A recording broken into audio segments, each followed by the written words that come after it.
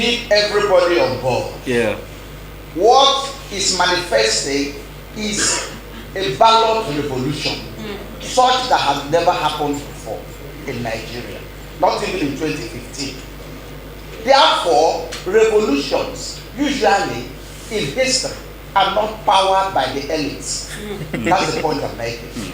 And the people who feel the brunt, who wear the shoes, are the Talakawans, the Mekunus of this world, Ndogwe of this world.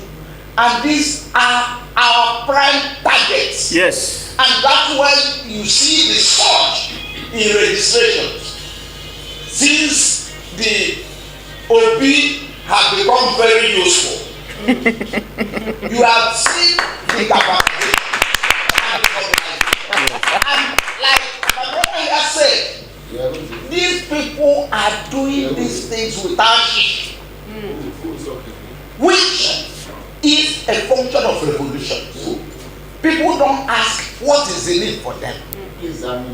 We are doing this thing on mobilization of our own personal resources. We are not looking up to anybody to fund us, but if you give us, we will collect. Do you understand? But that is not our primary motive. Therefore, the elites we talk about, what percentage of the voting population do they have? Zero. They are less than 5%. With or without them, who will be happy that they join us. But if they don't join us, and if they don't take time, they will be bulldozed along the way. Of course, they are people and want to support corrupt systems where they are rent collectors. They benefit from. Definitely. So I do not expect such elites, particularly those who have not seen the light. I am not expecting them to come out openly to support us. But let me also tell you this, even if it should not be said. Most of these people shouting, they are supporting us behind the scene. They are mobilizing their margins and all of that. Because themselves, they know that it's time to go. They have had enough, and what they now have is a quick notice. So with or without them, we will arrive at our destination. Yeah. Thank you. They are feeling the brunt of what is happening in this country.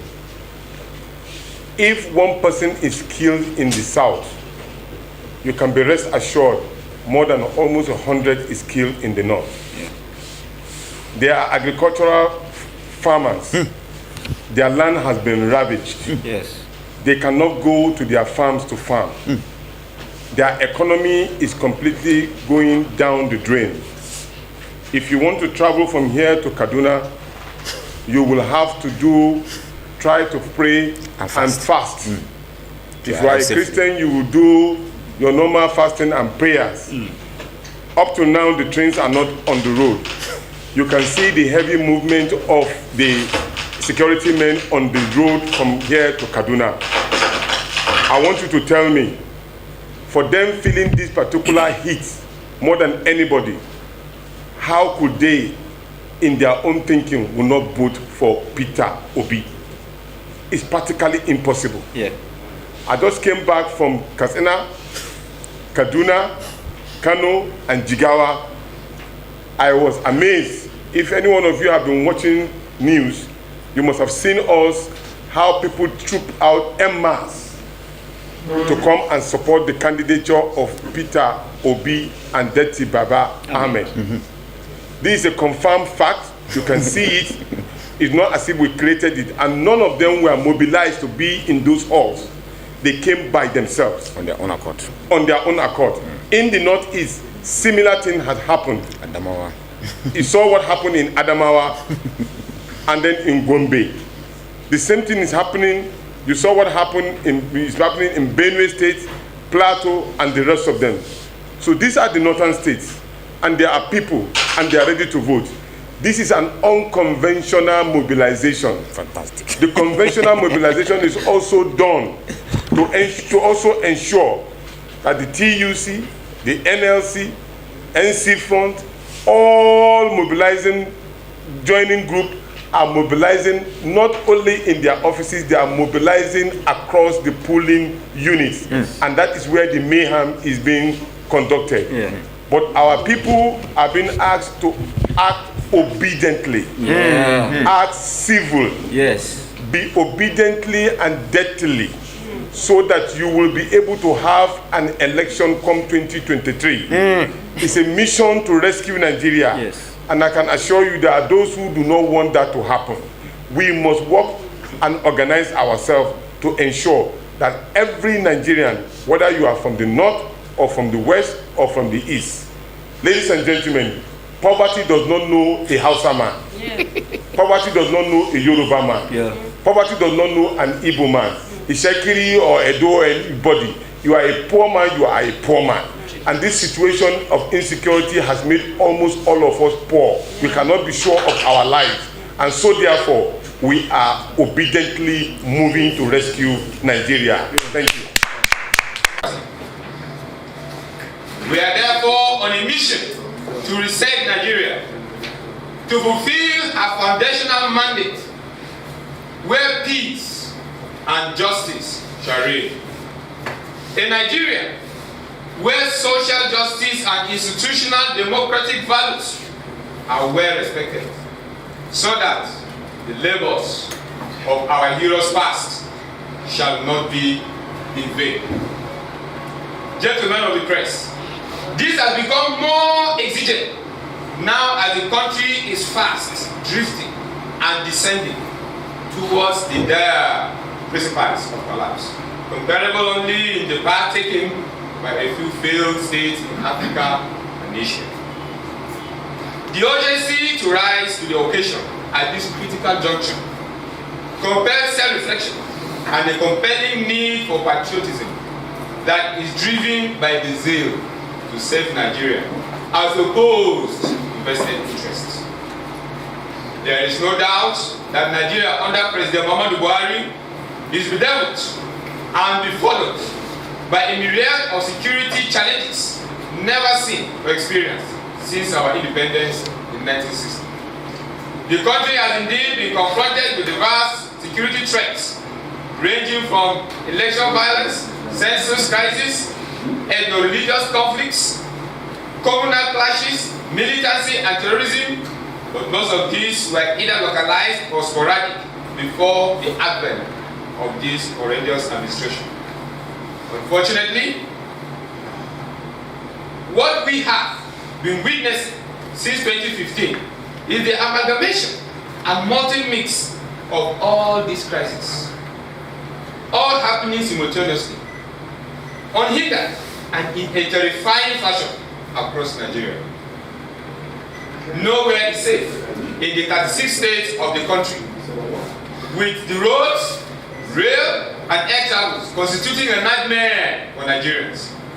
The country is under the siege of terrorists, bandits, and other criminal gangs holding sway over swaths of ongoing territories from the north to the south, east and west.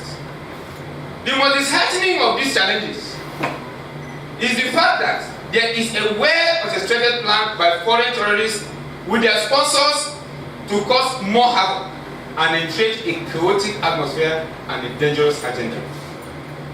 While the daily killings and bloodletting of Nigerians have continued unabated under the All Progressive Congress APC-led federal government, to make matters worse, President Buhari administration from all indications looks dazed, clueless, and incapable of taming the deteriorating economic and political situation in the country.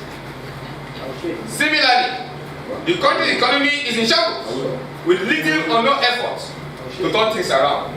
All fiscal and monetary policies under a largely intellectually docile Minister of Finance and a politically compromised Central Bank of Nigeria governor, in addition to a non-existent presidential economic management team, have combined to usher in the worst form of inflation, scorched-earth economic policies, free fall of the naira, and badly managed petroleum industry, especially the downstream sector. Consequently, Nigeria is occupying the unenviable position of the poverty capital of the world, with poor development indicators in all spheres of the economy. The high rate of poverty has also exacerbated criminal activities and other forms of vices in the society.